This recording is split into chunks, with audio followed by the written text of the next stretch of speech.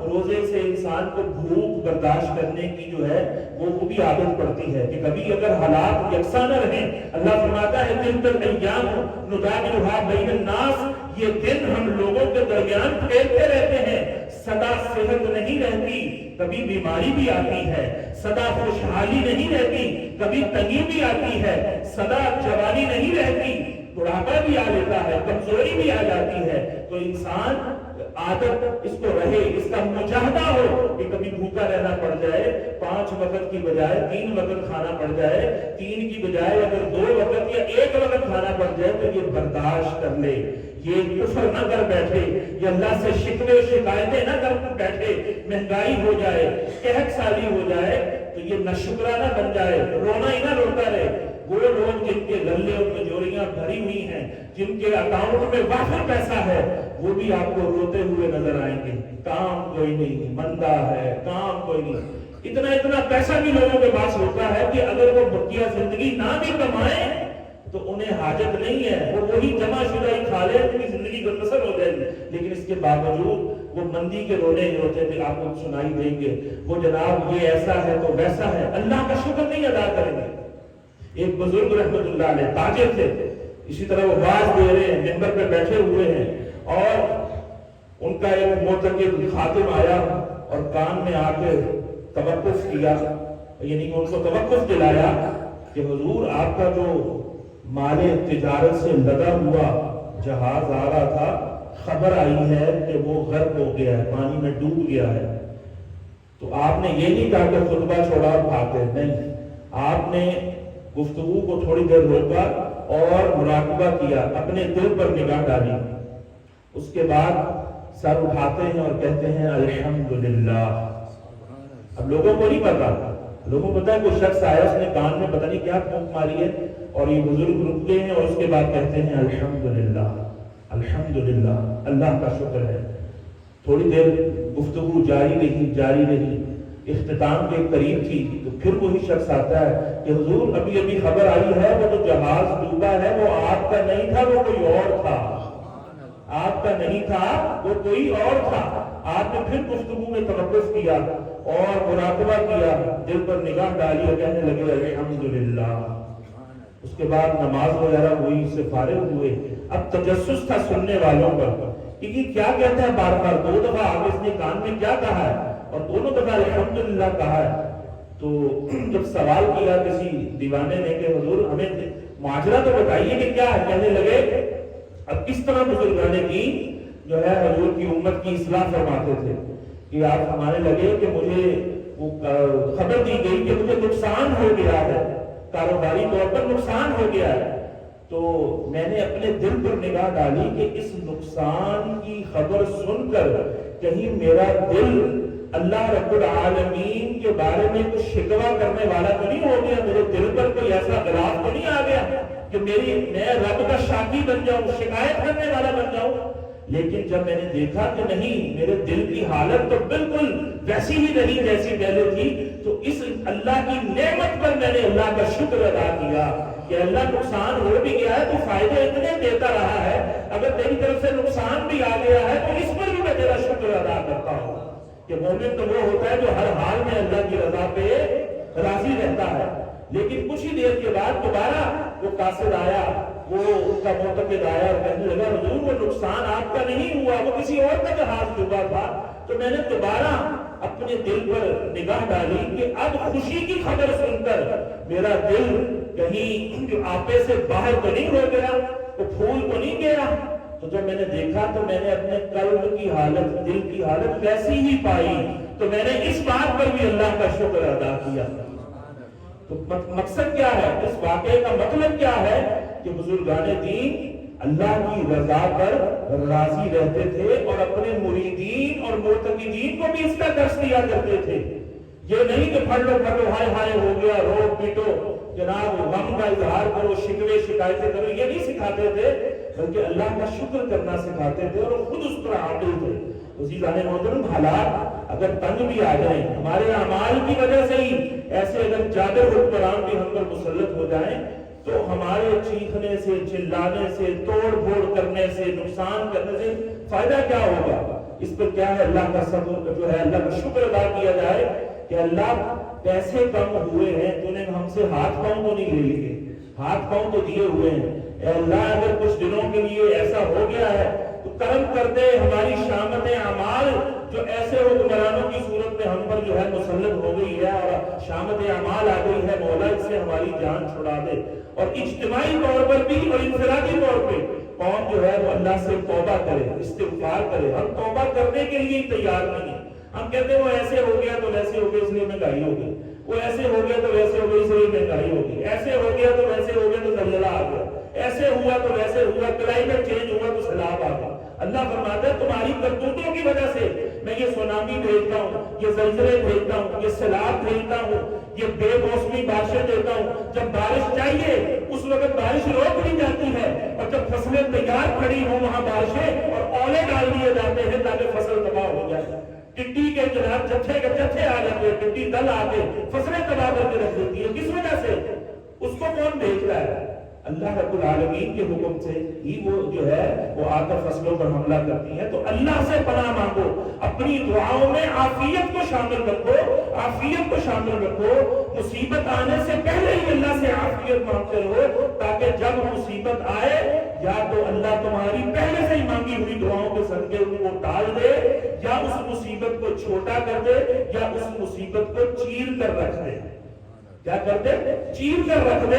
تو بندہ مانگتا ہی نہیں رہتا میں نے دعا کر کے نہیں مانگنی ہے، مجھے تو دعا مانگے بغیر اتنا کچھ ملا ہوا ہے، میں تو سونے کے چمچ لے کر پیدا ہوا ہوں، مجھے دعا کی کیا ضرورت ہے؟ آپ کبھی کسی کو جو ہے وہ نوٹس کر لیں کہ بندہ نماز پڑھے گا، عبادت کرے گا، جب دعا کا ٹائم آئے گا اس پر موت نازل ہو جائے گی، وہ دعا نہیں مانگے گا صحیح طریقے سے، سوائے وہ کہ بڑا ہی کوئی ستایا ہو، بڑا ہی کوئی پھنسا ہو، اس کے تو جناب کہتے ہیں نا آنکھوں سے دعائیں نکلتی ہیں، اس کے تو بلانسوں بھی نکلیں گے، اس کا تو پھر مسجد میں بیٹھنے کو دل بھی کرے گا۔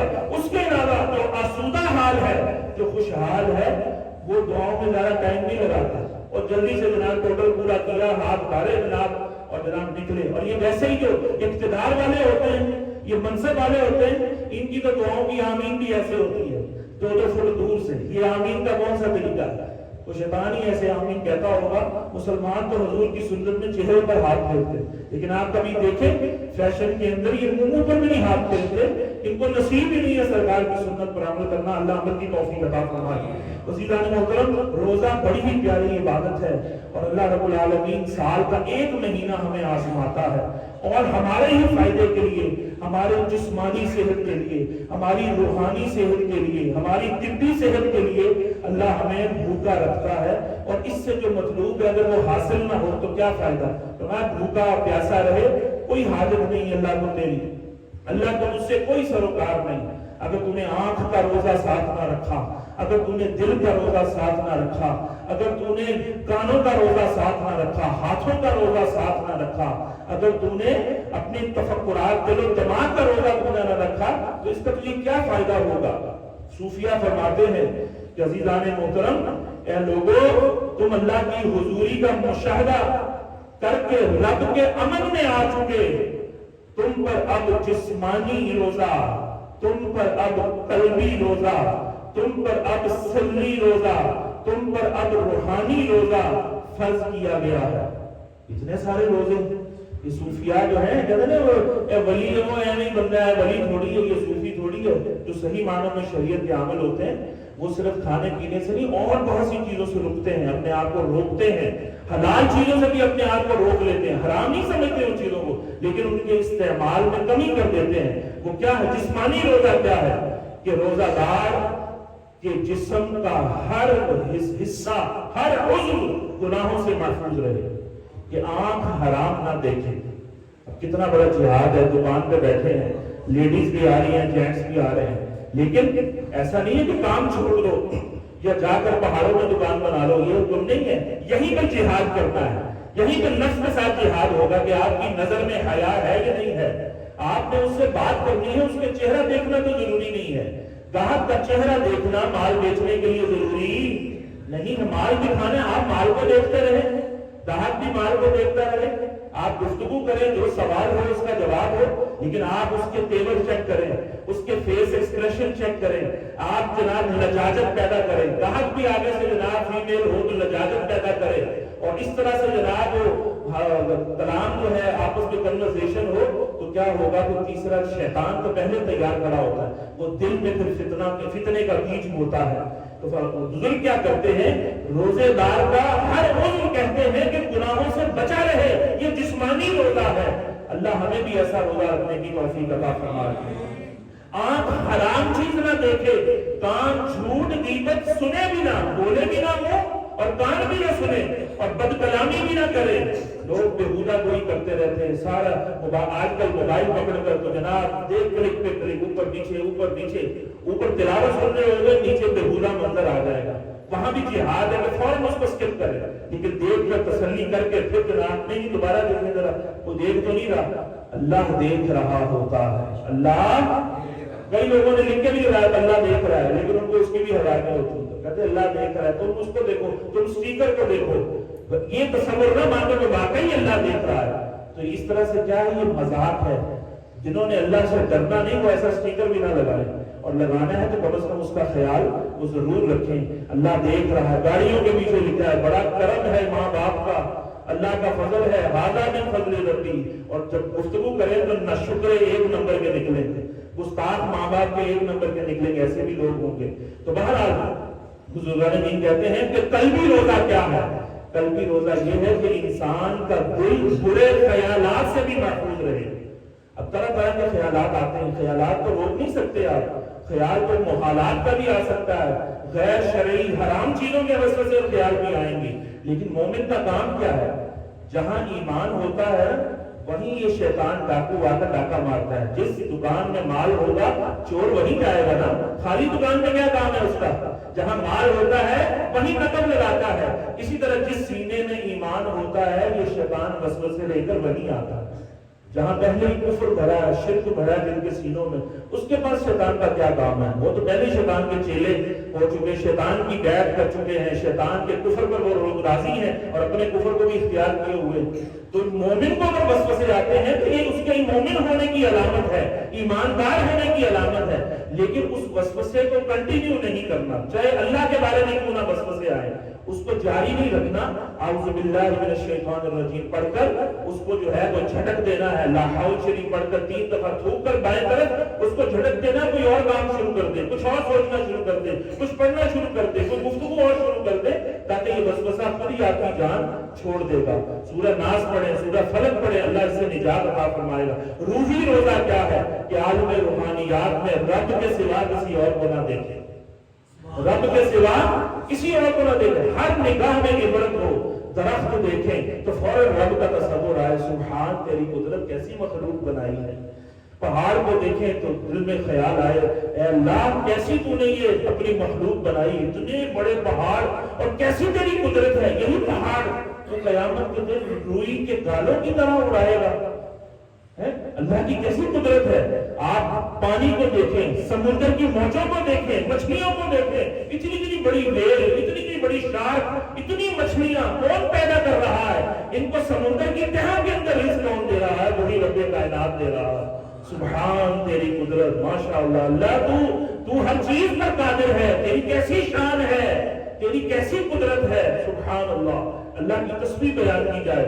सही रोजा ये है कि अपने आप को गैर अल्लाह से बचाए, और शरई रोजा कहते हैं कि तजल्ली आफाक देकर शुरू होता है और तारीकी रात देकर खत्म होता है, लेकिन तरीकत के रोजे की इब्तिदा अल्लाह रब्बुल आलमीन के जलाल की तजल्ली से इब्तिदा होती है और उसके जमाल के मुशाहदे पर उसकी इंतहा होती है। यानी हर वक्त अल्लाह के तसव्वुर में वो रहते हैं। अब हम यहाँ गुफ्तगू कर रहे हैं कि अल्लाह के रसूल का हुक्म है, जुमे के लिए खुतबा हो रहा है, वाज़ हो रहा है, अल्लाह का हुक्म, अल्लाह के रसूल का हुक्म, नमाज पढ़नी है, अल्लाह का हुक्म, अल्लाह के रसूल का हुक्म, सुन्नतें पढ़नी है, अल्लाह का हुक्म के रसूल की इताअत करो, सुन्नतें पढ़ी रसूलुल्लाह ने पढ़ी है, दुआ मांगनी है, तस्बीह तस्बीह करनी है, रसूलुल्लाह की सुन्नत है। अब तुम्हारा दुकान पर जाना है कि अल्लाह का फजल तलाश करो, अल्लाह का हुक्म है हलाल कमाओ, पाकीज़ा खाओ, पाकीज़ा कमाओ, पाकीज़ा खाओ। इसी तरह आपने वहां सारा दिन गुफ्तगू करनी है, झूठी कसम नहीं खानी, नबी का हुक्म है। आपने ऐब वाला माल बगैर ऐब बताए नहीं बेचना, नबी पाक का हुक्म है। ये सारी चीजें हर वक्त आपके ज़हन में अल्लाह और उसके रसूल का तसव्वुर रहे। अब घर जाना है, सौदा खरीदने, फ्रूट खरीदने, अल्लाह उसके रसूल का हुक्म है अपने घर वालों पर खर्च करो, अहलो अयाल पर खर्च करो। सौदा खरीदे, आप जो है वो पैसे उसके अदा करें, घर में पहुंचे और वहां इफ्तार करें, अल्लाह रसूल का हुक्म है। वहां ईशा की तैयारी करें, अल्लाह रसूल का हुक्म है। तरावी पढ़े, अल्लाह रसूल का हुक्म है। रात सोना है, जिस्म को आराम चाहिए, अल्लाह रसूल का हुक्म है। सुबह उठना है, फजर पढ़नी है, अल्लाह रसूल का हुक्म है। नाश्ता करना है, सहरी करनी है, अल्लाह रसूल का हुक्म है। हर चीज में देखिए, वॉशरूम जाना है, सुन्नत तरीके से जाइए, दुआ पढ़ के जाइए, अंदर इस्तिंजा करना है, गुस्ल करना है, वुजू करना है, रसूलुल्लाह सल्लल्लाहु अलैहि वसल्लम के हुक्म के मुताबिक, उनकी सुन्नत के मुताबिक कीजिए। आपका सोना भी इबादत, रोजेदार का तो सोना भी इबादत, आपका जागना भी इबादत, आपका खाना भी इबादत, आपका भूखे रहना भी इबादत। बताइए 24 घंटों में से कौन सा लम्हा ऐसा होगा जिसमें आप इबादत से बाहर होंगे? बिल्कुल भी नहीं। तो ये मतलब है बुजुर्गान दीन का कि जो दम गाफिल सो दम काफिल, जो लम्हा अल्लाह की याद से गफलत में गुजर गया वो कुफरान नेमत में गुजरा। वो हर वक्त इस तसव्वुर को गालिब रखते थे कि हमारा रब हमें देख रहा है, हमारा रब हमें देख रहा है। ऐ अल्लाह, तेरे कहने पर, तेरे हुक्म पर 1 महीना हमने हलाल चीजों से परहेज कर लिया। अब इस मुजाहिदे के बाद इंशाअल्लाह तेरी अता से, तेरी तौफीक से, तेरे नबी की निगाह करम से हम 11 महीने हराम चीजों से भी बात रहेंगे इंशाअल्लाह। ये मकसद है, हम मुत्तकी परहेजगार हो जाएं। अल्लाह ताला से दुआ है कि हमें रोजे की रूह को पाने की अल्लाह तौफीक अता फरमाए।